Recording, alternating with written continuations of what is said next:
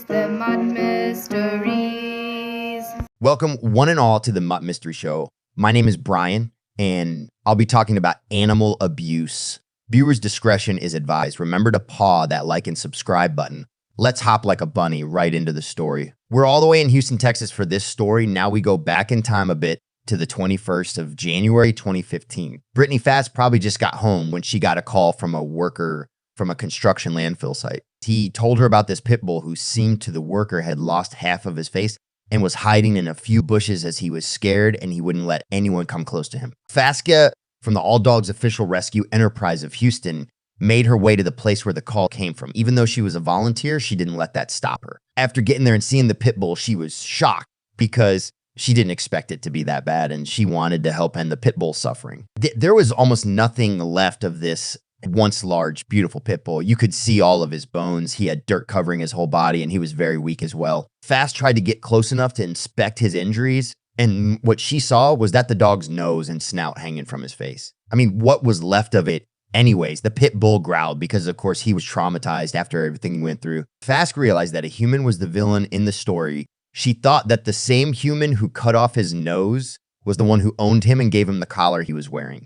She also knew that that same person left him near the work site in the dumpster. The cut on his nose was clean and precise. Fast knew that it had to have happened with a sharp weapon. Someone had harmed the pit bull with a knife. Then something sad happened. The wound in his face started getting infected as there was a strong stench that the humans could smell. After a few tried and failed attempts, Fast succeeded and got a lead around his neck. Now they gave the pit bull a name, and his name is Apollo.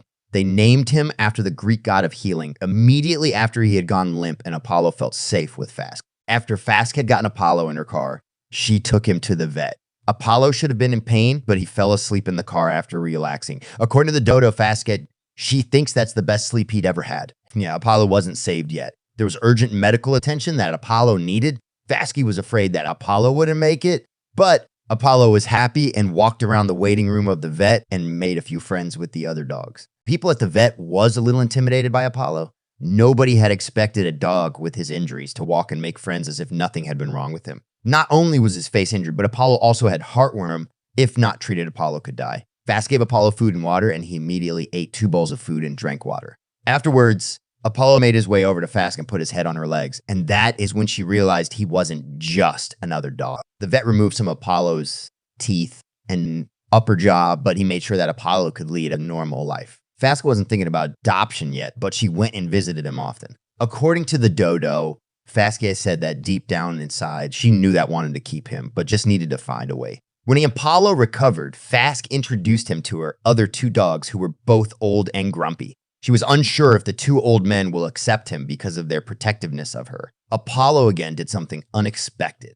Her dogs accepted him, and Apollo was fond of being around people after everything he went through. She now knew she could adopt Apollo. Even now, Apollo lives a normal and full life. His nose is the same as other dogs. He even plays not letting the world get to him. Fasky's love for Apollo has given him a new beginning, space to work through everything he had to go through, thus giving him the title of the happiest dog in the world. Apollo loves watching TV with Fasky in his own big chair.